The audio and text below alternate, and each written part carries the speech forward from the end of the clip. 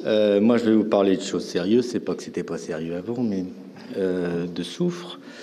On est vigneron, certes, mais on est aussi consommateur. Et en tant que consommateur, je bois du vin tous les jours. Et les vins qui m'ont toujours le mieux plu, c'est les vins sans soufre.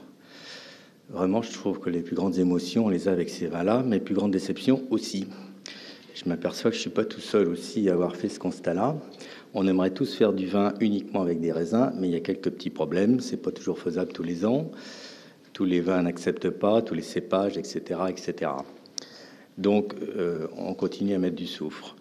Le problème du soufre tel qu'il nous est proposé, qu'il soit en gaz, qu'il soit en solution, qu'il soit en mèche ou enfin bref solide, ils sont tous issus de la pétrochimie. C'est des sous-produits en réalité. Alors on peut considérer qu'ils sont naturels. Il y a un petit souci, c'est qu'au moment de la séparation du gaz ou du pétrole, ils subissent des pressions, des températures, etc., qui perdent quelque chose en route. Alors aujourd'hui, peut-être que la physique classique l'explique pas, mais la physique quantique peut-être pourrait l'expliquer. Mais il y a sûrement une capacité à dialoguer avec le vivant qu'ils perdent en route. Donc la solution, c'est probablement le soufre naturel, à condition de le transformer en SO2, gazeux, parce que c'est lui qui se dissout le mieux dans le vin. Et là, il y a un nouveau problème, c'est le dosage. Ceux qui se sont lancés là-dedans le font de la manière suivante, c'est qu'ils mettent le soufre dans un récipient métallique, ils mettent ça dans la cuve, ils mettent le feu dedans, ils ferment la cuve, et puis ça brûle tant bien que mal, plutôt mal que bien, c'est toujours partiel. Et après, on remplit la cuve, et c'est au moment de remplir la cuve qu'il y a toute une partie qui part à l'extérieur, et le dosage se retrouve complètement aléatoire. Il y a un vigneron de Sauternes, Alain Dejean, qui a fait quelque chose d'intéressant, c'est qu'il a fait des cristallisations sensibles, comparatives, entre des vins qui avaient été sulfités avec du soufre volcanique, donc naturel, des soufres gazeux, des SO2 gazeux en petites bouteilles, en solution et en mèche, et à chaque fois les cristallisations sont nettement plus favorables au soufre naturel. Sauf que les pastilles qu'il a mis au point sont utilisables qu'en barrique, et puis sont accordées de certaines conditions, enfin assorties de certaines conditions qui conviennent pas à tout le monde, pas à moi toujours. Donc je me suis penché un peu sur la question parce que rien ne me convenait là-dedans. Il se trouve que mon ami Marc m'avait donné un jour, il y a 3 ans, un petit bloc de soufre volcanique. Donc je vais vous passer tous les détails de mise au point, mais j'ai mis au point un petit appareil qui permet de doser avec autant de précision que du gaz le soufre naturel. Donc je bouille, il est là. Bah oui, tu peux peut-être le tenir en photo. Ça, c'est en chair et en os. Donc, en fait, c'est une petite chambre de combustion en inox.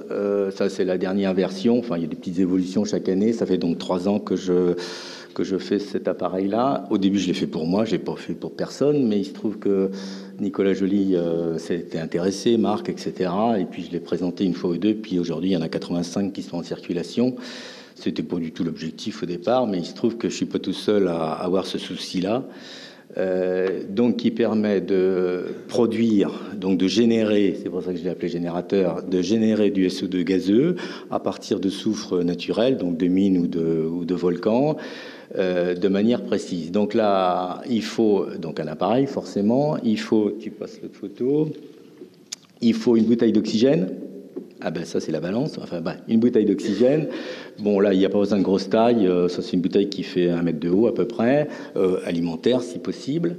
Après il faut un détendeur pour pouvoir descendre la pression de la bouteille qui est, quand elle est neuve, elle est à 180 bars et nous on va utiliser à quelques millibars, donc on peut pas descendre en une fois à ces pressions là, donc il faut faire en 2 fois. Donc la première pression, disons, baisse de pression se fait à 1,5 bar. Enfin, c'est à peu près, ça n'a pas beaucoup d'importance. Après, il faut une balance de précision parce que là, il va falloir peser le soufre. Donc là, la formule chimique fait que le calcul est très simple. Pour produire plutôt 50 grammes de SO2, il faut brûler 25 grammes de soufre. Et il faudra obligatoirement 25 grammes d'oxygène pour assurer la combustion. Donc, ce qui donnera au total 50 grammes de SO2. Donc, il y a juste le soufre solide à peser. Donc, il faut une balance assez précise. Bon, ça, c'est facile, petite balance de cuisine. Et puis après, en reprenant les 50 grammes de SO2, on a une cuve de 50 hectos, tout le monde sait faire le calcul, on veut faire 1 gramme hecto, donc il nous faut 50 grammes de SO2. Donc je pèse 25 grammes de soufre pur. En ce moment, on utilise plutôt le soufre de mine parce que c'est le plus facile à trouver, mais je pense que Marc va nous trouver à nouveau du soufre volcanique. Est-ce que ça sera mieux ou moins bien? J'en sais rien, mais bon. Pour l'instant, on est au soufre naturel qui vient de Pologne. On l'introduit. Alors, tu as une autre photo, hein?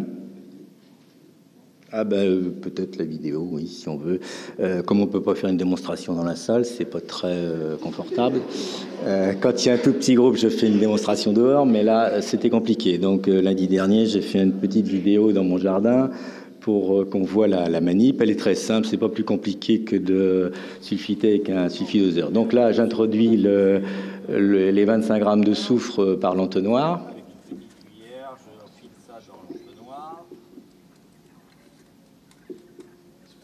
Voilà, ça tombe dans un petit creuset. L'appareil est muni d'une vitre qui résiste à la chaleur et au soufre parce que ça chauffe pas mal. J'ouvre la bouteille d'oxygène.